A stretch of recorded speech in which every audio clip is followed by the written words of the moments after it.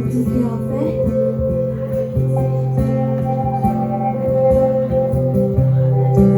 Tu és o Deus de novidade. Aleluia! Glória a Deus!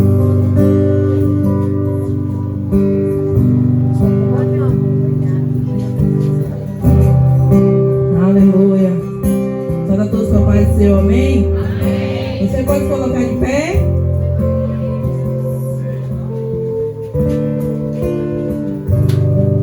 Quantos estão dispostos a quebrar o vaso diante do Senhor nessa noite? Hoje é a noite do milagre. Não fique disperso não, que você vai sair com sua bênção, não, amém? Você pode fechar os seus olhos? Louvado e agradecido seja o teu nome, Jesus. Ah, Jesus, como é bom sentir a tua presença. O Senhor verdadeiramente se encontra aqui neste lugar, Senhor. Meu Deus, eu quero te apresentar, meu Pai, cada ofertante dizimista da tua casa, meu Senhor. Eu quero te pedir, meu Pai, uma bênção toda especial, que o Senhor possa derramar chuvas de bênção, meu Pai, sobre medida, meu Senhor. Na vida de cada pessoa, meu Senhor, que trouxe aqui no teu altar, meu Pai, diz-me as ofertas, meu Senhor. Meu Pai, que não venha faltar o mantimento, meu Senhor. Meu Pai, que queremos repreender a graça, o ferrugem, meu Senhor. Meu Pai, derrama, meu Pai, a tua graça sobrenatural na vida de cada pessoa, meu Deus, em nome do Senhor Jesus. Amém. Poder ficar à vontade.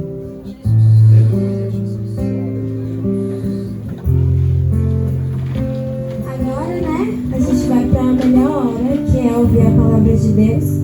Convido o pastor Claudinei, que vai estar falando do amor de Cristo.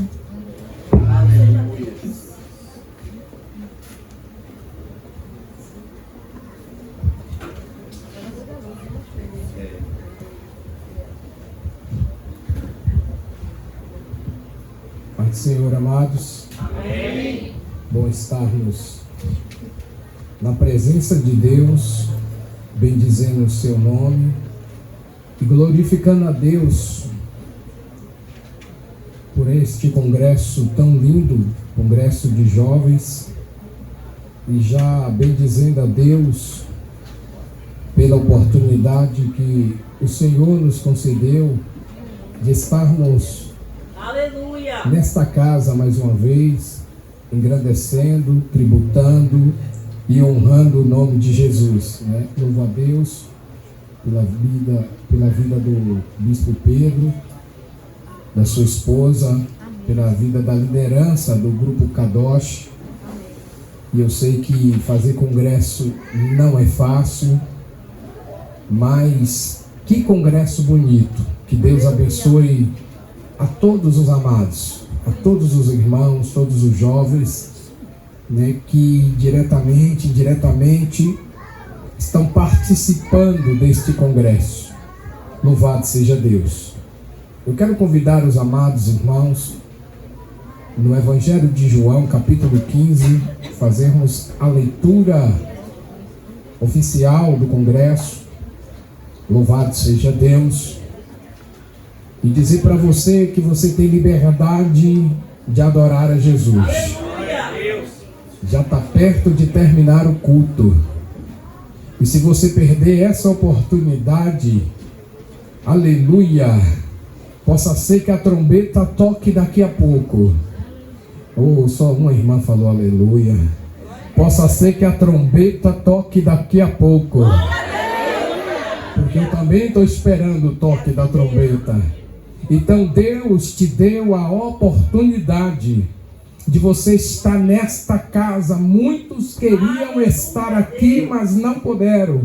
Muitos queriam vir, mas não tem condição. Muitos queriam ter saúde, mas não tem. Mas Deus te deu vigor.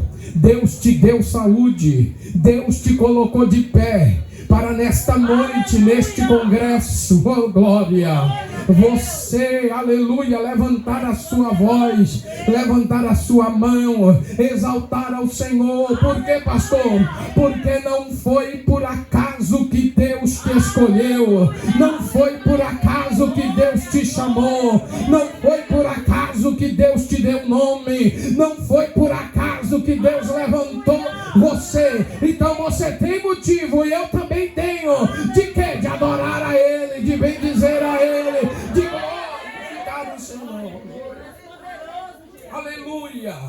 Evangelho de João, capítulo 15, verso de número 16.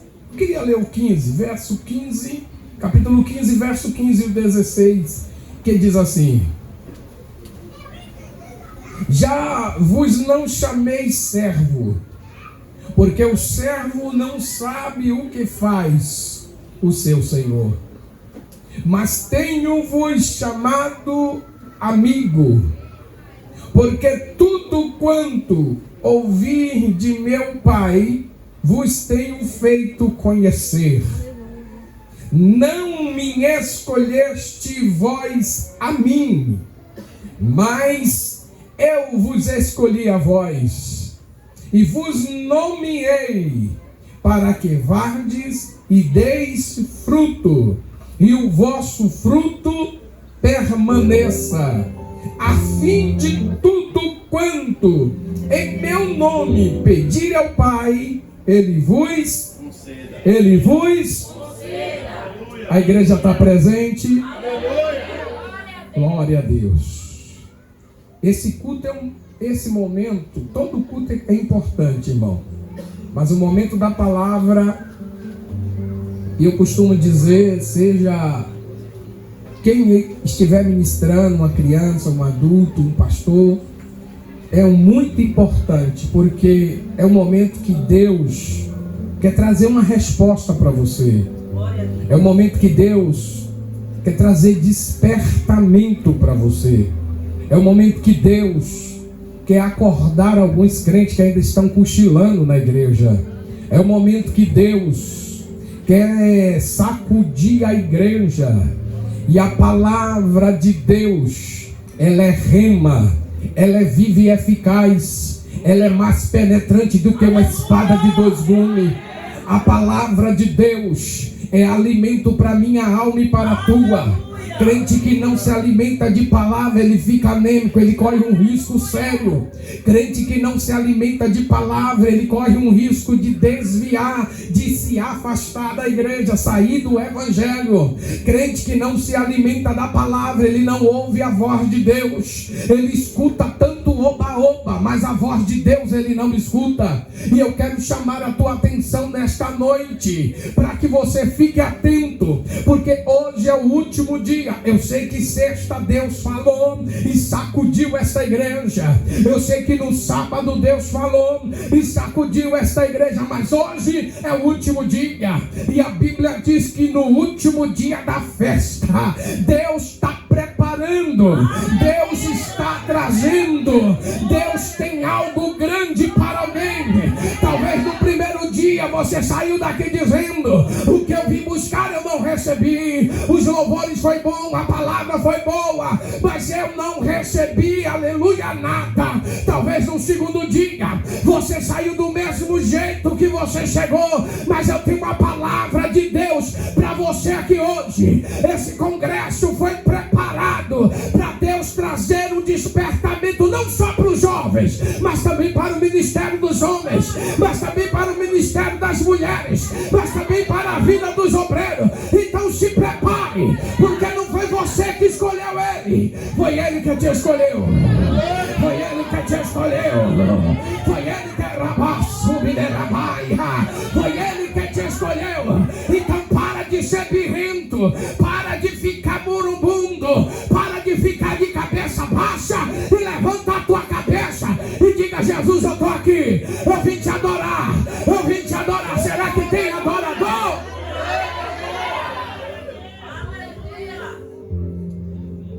Oh, glória! Olha para o irmão bonito que está do teu lado, diga para ele: você é escolhido e não foi por acaso. Tem gente que não falou, fala, cutuca ele, sacode ele, acorda ele, está cochilando. Diga para ele: você é escolhido, você é escolhido e não foi por acaso.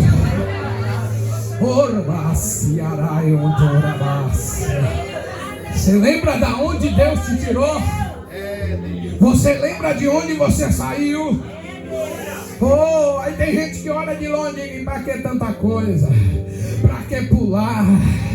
Para que se alegrar? Tem que pular, tem que se alegrar. Crente tem a presença de Deus. Crente tem a presença de Deus. Crente tem a presença. É desse jeito, Deus. Já não vos chamei de servo, porque o servo não sabe o que faz o seu senhor. Mas tenho-vos chamado de amigo, porque tudo quanto ouvi do meu Pai vos tenho feito conhecer. Glória a Deus. E eu quero nesta noite, com o tempo que eu tenho, falar um pouco sobre isso, principalmente para os jovens, que hoje é congresso de jovens. E eu já preguei em muitos congressos, principalmente de jovens. E nos últimos congressos que nós participamos, eu comentei com algumas pessoas e até orei, Bispo Pedro. Meu Deus, como o congresso perdeu as suas características.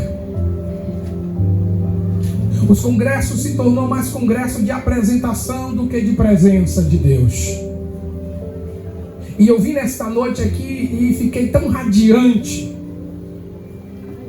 porque eu pude sentir a presença de Deus nesta casa e neste lugar, na vida dos jovens, na vida dos meninos que estavam tocando aqui, na vida das irmãs que estavam adorando. Aleluia, aleluia.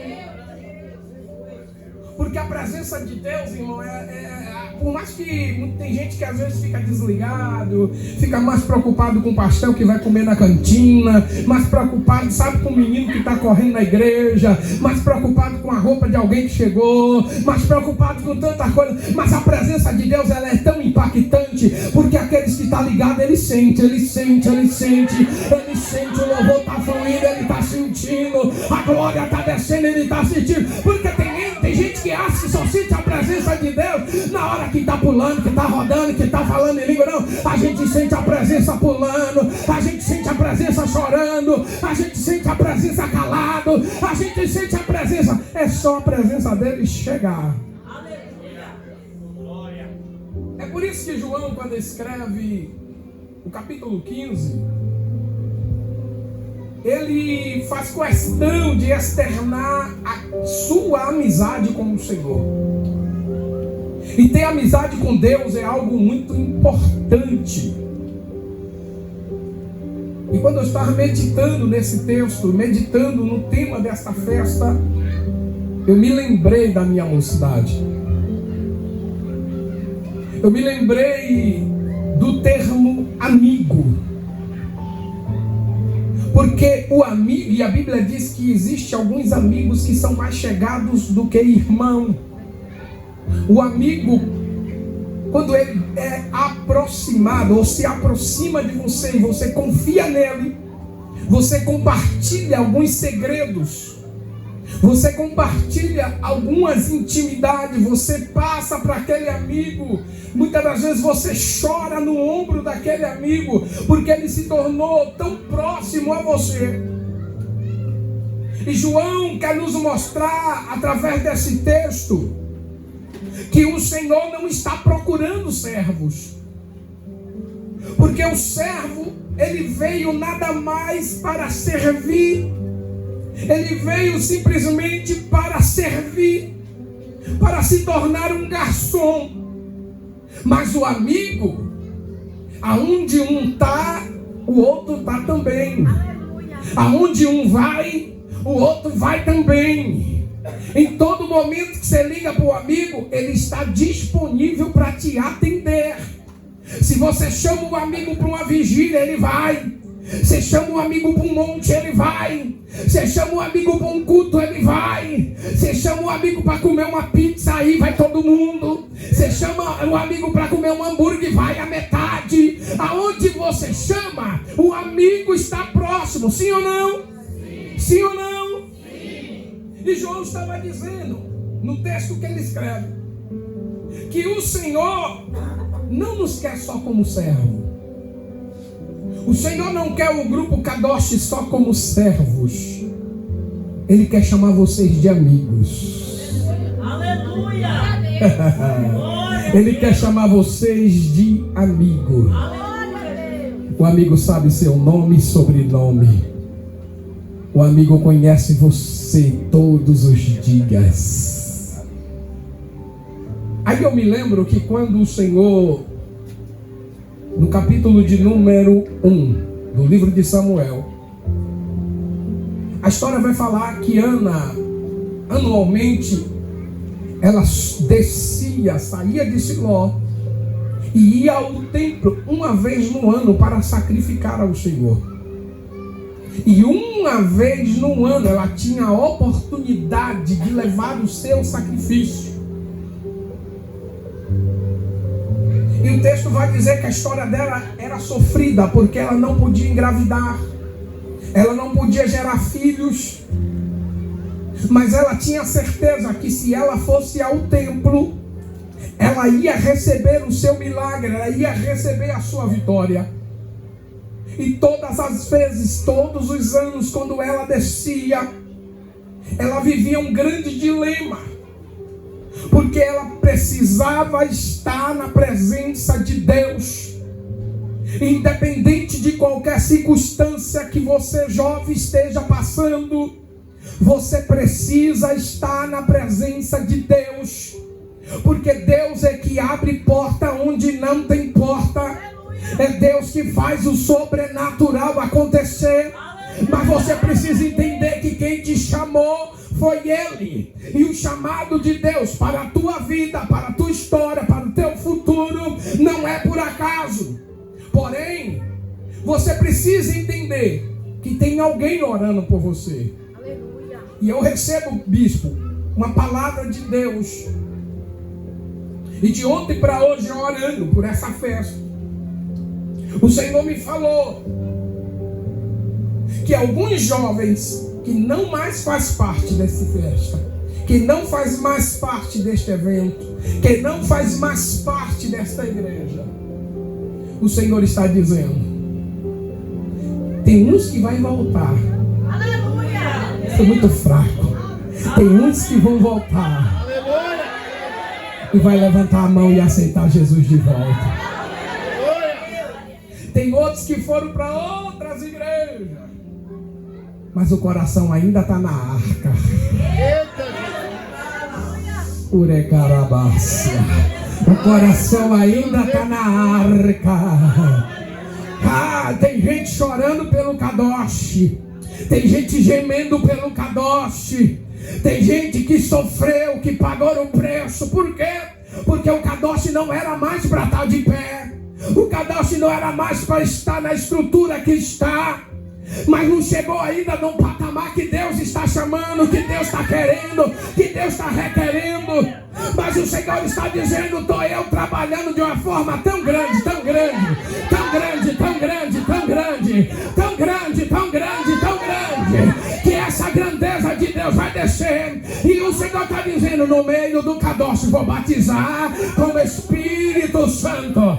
Vou levantar jovens profetizando aqui dentro. Vou levantar jovens pregadores da palavra aqui dentro. Vou levantar adoradores aqui dentro. Quem crê? Quem crê? Quem crê? Quem crê?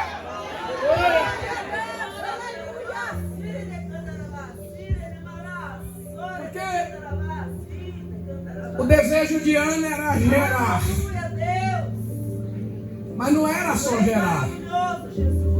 O desejo dela era ter um filho crente, que servisse a Deus por todos os dias da sua vida. E ela, na casa do Senhor, ela fez uma promessa. No capítulo 1, ela desce com seu marido Elcana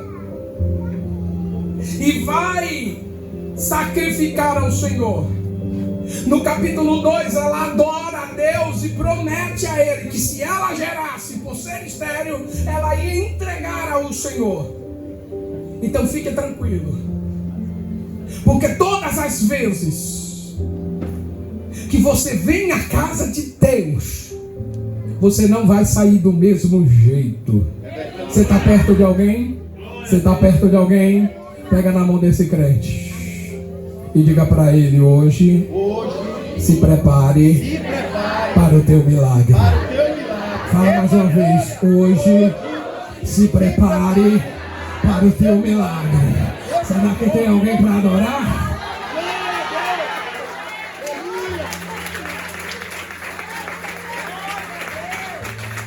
Porque no capítulo 1 ela desce para adorar, mas no capítulo 2 ela sobe para agradecer. Eita, Deus poderoso! E tem gente nessa noite que está aqui agradecendo a Deus. Porque o Kadosh era para estar morto, mas Jesus está dizendo: o Kadosh é meu, eu paguei com sangue, eu levantei.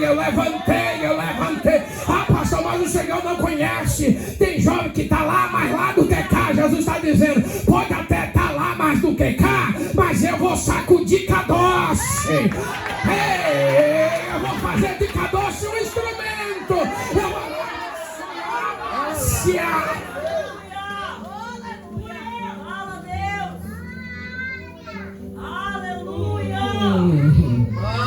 Tua presença. Santo de Deus. Está na casa, Jesus. Lembra que o diabo pediu ao Senhor para cirandar Pedro? Meu Deus, vai ser forte o negócio aqui hoje. Aleluia. Sabe? E se tem uma geração que o diabo mais ciranda, é a mocidade. Porque quando eu estava lembrando da minha geração, a minha geração não tinha internet. A minha geração não tinha celular. A minha geração não tinha Facebook, não tinha Instagram, não tinha nada.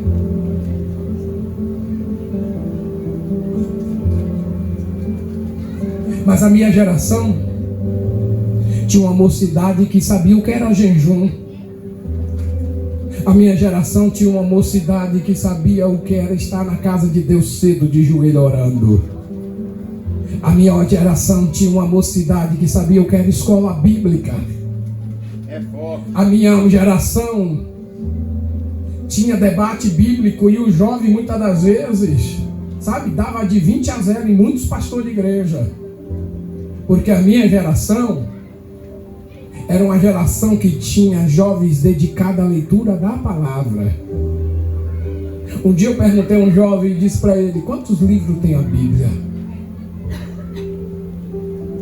Aí ele me disse: tem 20 livros. Eu digo: a sua, né? Que a minha não tem 20 livros.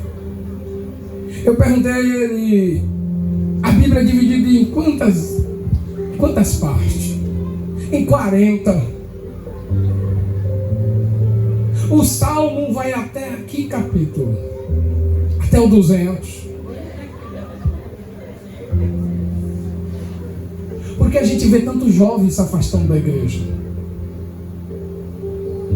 Às vezes a gente prega dizendo: o mundo não tem nada para te oferecer. Ei, tem sim.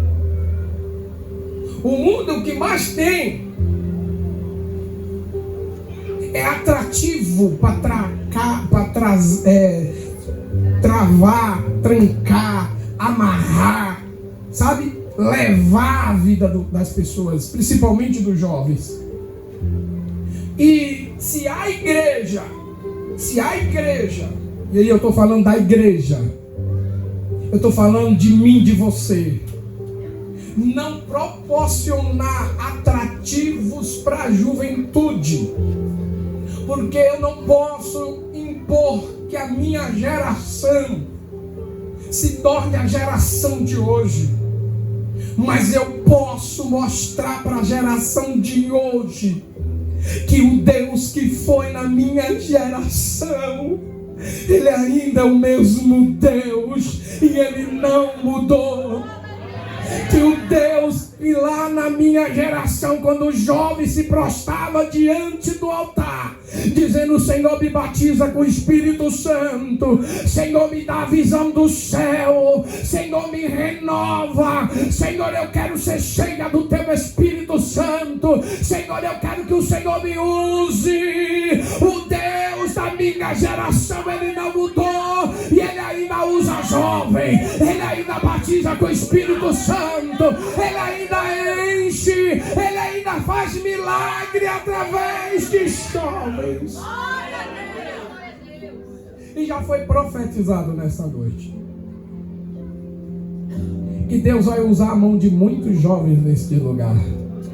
Cadê os jovens? Diga amém. Amém. Jesus, aleluia. Nasce o Samuel. É forte. E Samuel é entregue na casa do Senhor. Não foi Samuel que escolheu ao Senhor, mas foi o Senhor que escolheu a Samuel.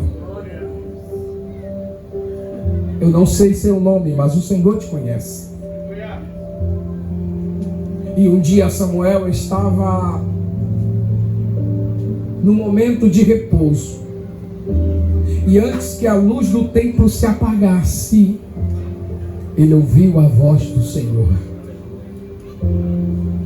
E não se engane que toda vez que o Senhor te chamar, Ele vai te chamar pelo seu nome. Aleluia. Toda vez que o Senhor te chamar, Ele vai te chamar pelo seu nome. Porque ninguém se esconde do olhar de Deus. Ninguém se esconde. Aonde você estiver, Deus está lhe contemplando. Você está na faculdade, Deus está lá. Você está trabalhando, Deus está lá. Você está na tua casa, Deus está lá. Você está de madrugada acordado, tomando cafezinho com pão, Deus está lá. Você está estudando, Deus está lá. Você veio para a igreja adorar, Deus também está aqui. Eu não sei se você veio para esse congresso adorar ou veio espionar. Eu não sei se você veio para esse congresso adorar ou ver se tem moça bonita, se tem rapaz bonito. Eu não sei o que você veio fazer aqui, mas uma coisa eu tenho certeza: Deus está aqui neste congresso. E eu tenho a palavra de Deus para você. Aleluia. Se prepara, mocidade. Se prepara, igreja, porque o Senhor vai levantar uma geração de avivamento, uma geração de crente cheio do Espírito Santo.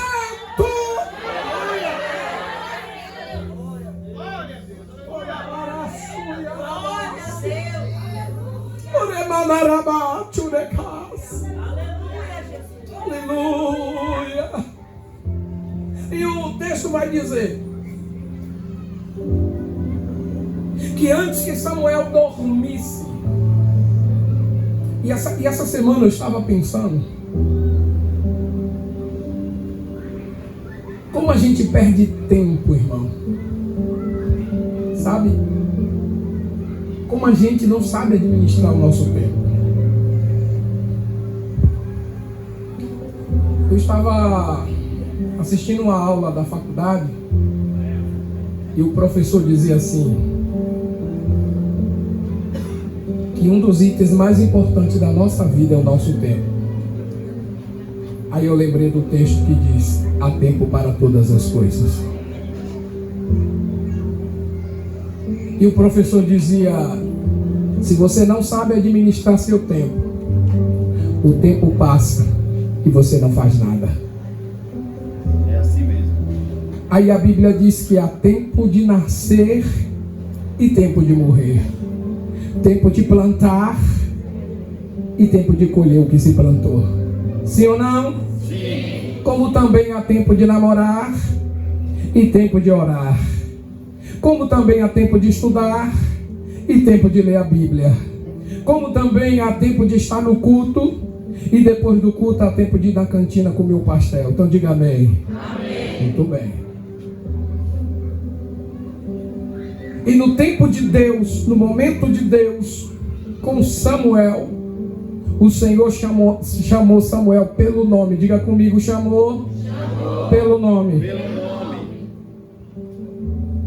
E disse para Samuel: Samuel, irmão, Deus é tão simples. Deus, sabe, Deus não precisa de muita coisa, não. Ei, Deus não precisa de muita coisa.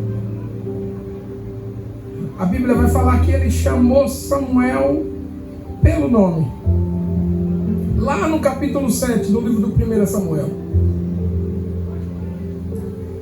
E Samuel se levanta e vai até o sacerdote e diz: o Senhor me chamou?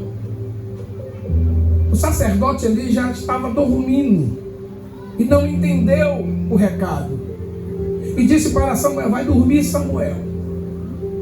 Samuel vai deitar, vai repousar. E mais uma vez o Senhor chama e diz: Samuel. Sabe quando você é jovem, vou falar para os jovens agora. Você tem aquele, sabe? Você está ali deitado, perdendo sono. Às vezes você está pensando nesse culto, está pensando. Tem jovens que às vezes são tão ansiosos, né? Estava ali preparando o seu louvor, preparando. Teve jovem que nem dormiu direito por causa dessa festa. E você estava ali, olha, meu Deus, que o Senhor se revele para mim nesse congresso. Que o Senhor fale algo para mim nesse congresso. Que o Senhor, sabe, Senhor, se revele para mim. Aí o Senhor diz: eu vou te chamar pelo teu nome. Mas a questão não é Deus nos chamar pelo nome. A questão é se nós estamos preparados para ouvir Deus nos chamar. Porque nem sempre a gente quer obedecer o chamado de Deus. Perceba que João escreve dizendo que não foi a gente, não fomos nós que escolhemos a Ele, mas foi Ele que nos escolheu. Ele nos chamou pelo nome. O Senhor chama pela terceira vez Samuel. O sacerdote se levanta e diz: ô Samuel, vá se deitar. E quando você ouvir esta voz, você se levanta e diz: fala, Senhor, que o teu servo ouve. Quantos jovens querem ser instrumento de Deus? Eita Jesus! Eu tinha 15 anos, entrando para a casa dos 16, sonhando com os 18, já querendo fazer 20. Hoje eu tenho 43, quero voltar a ser 18, porque o tempo passa rápido demais.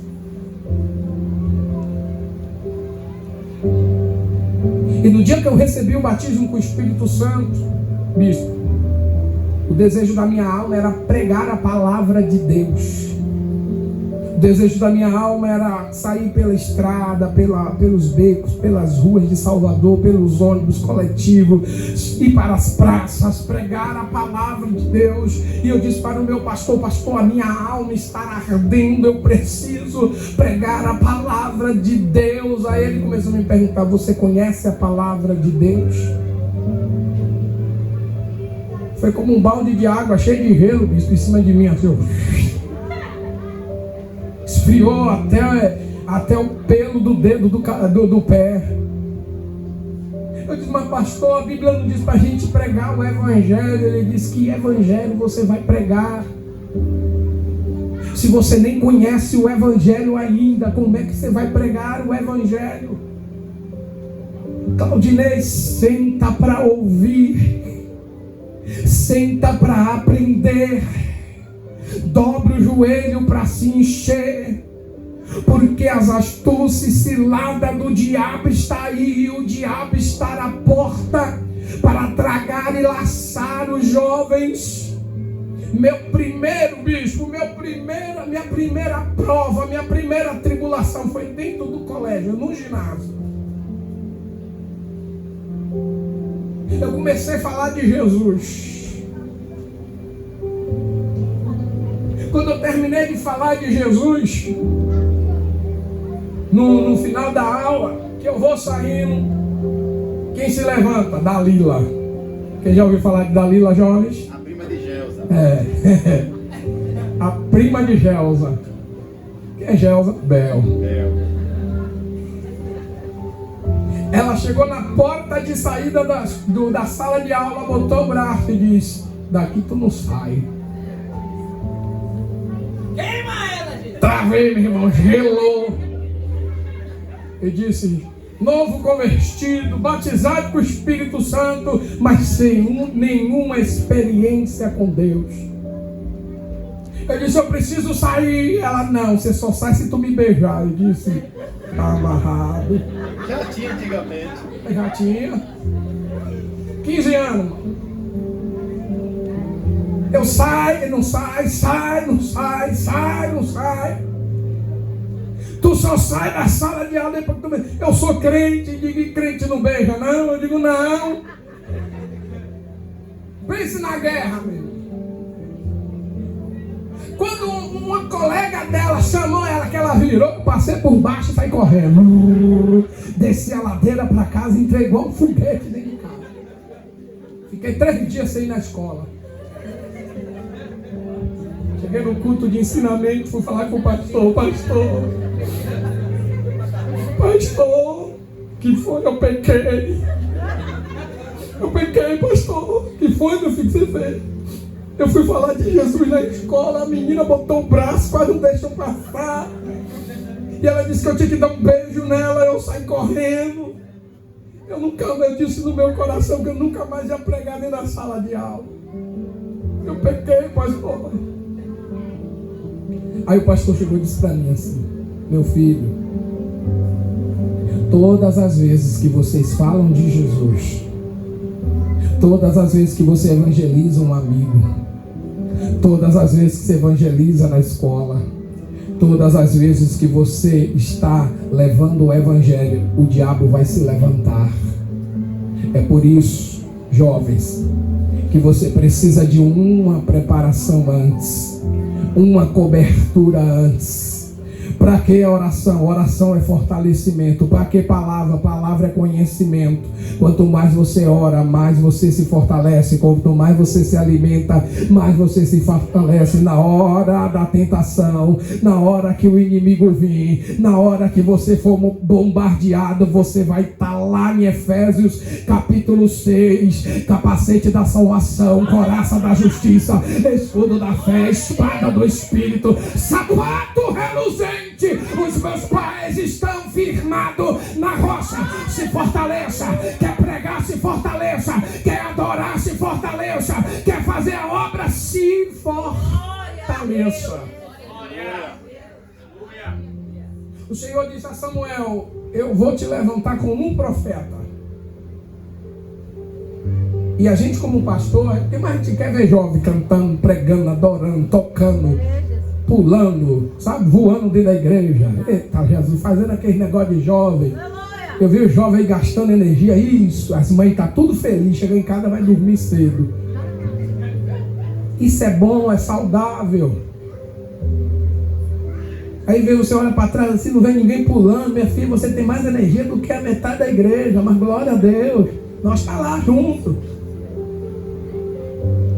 O texto vai dizer que por causa do pecado, olha irmão, que coisa séria isso. Por causa do pecado, estoura uma guerra sobre Israel. E os filhos rebeldes, olha, vai estreitar agora, segura na cadeira, que o negócio vai ficar sério. Filho que não dá ouvido a pai e mãe, o preço é caro.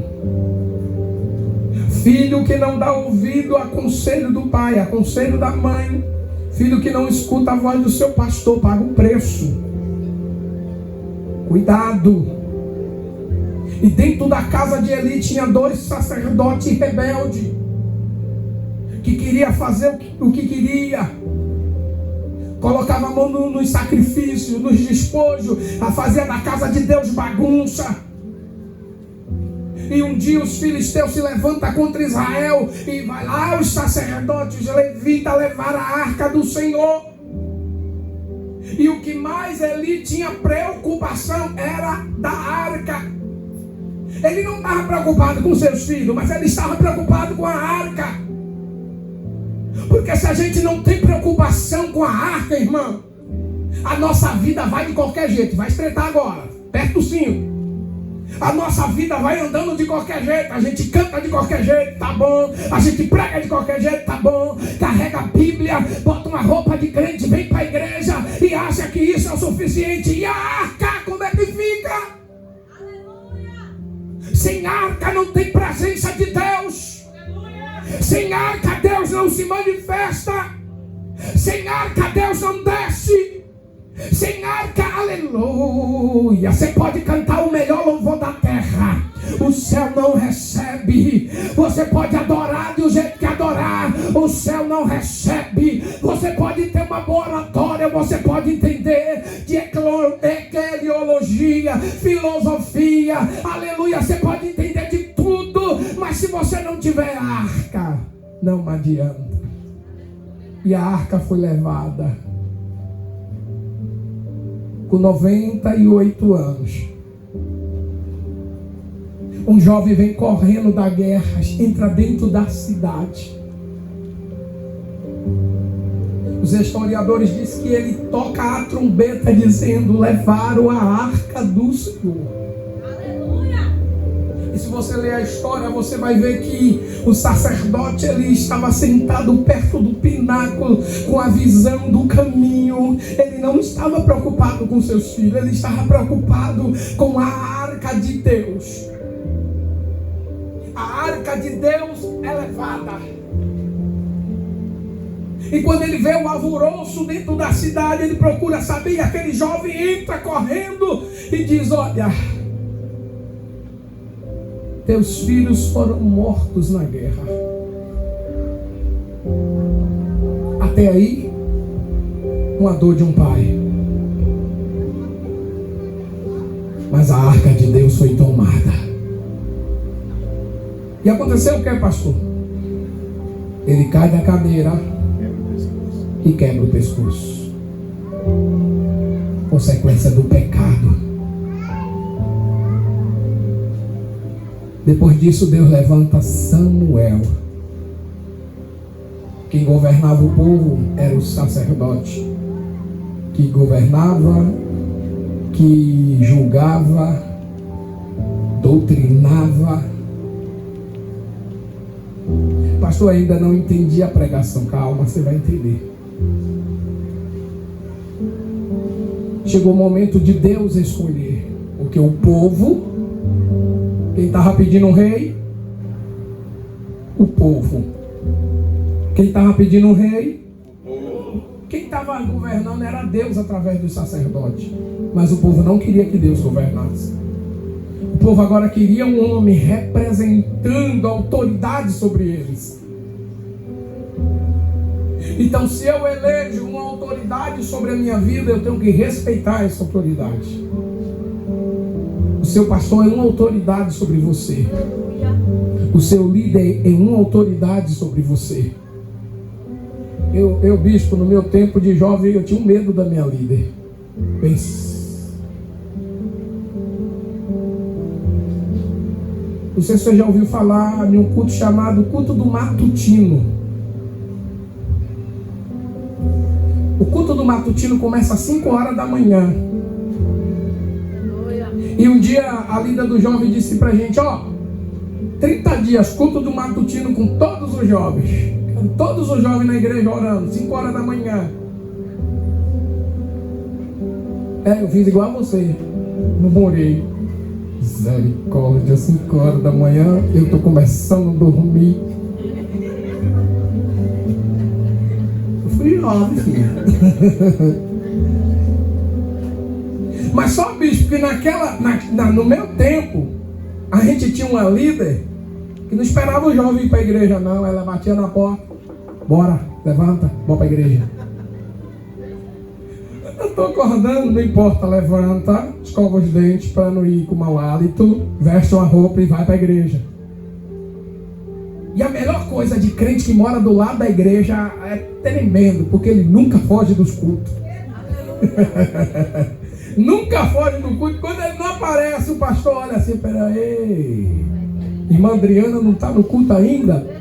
Irmã Adriana, pastor, bora pro culto. Peraí, pastor, bora pro culto. E não vai pensar que eu fui fácil não, irmão, foi difícil. Eu dei trabalho para minha líder. E aqueles que dão mais trabalho é quem mais Deus pega. Agora, aquele que dá mais trabalho, que aquele jovem que não vem para oração, aquele jovem que quando chama por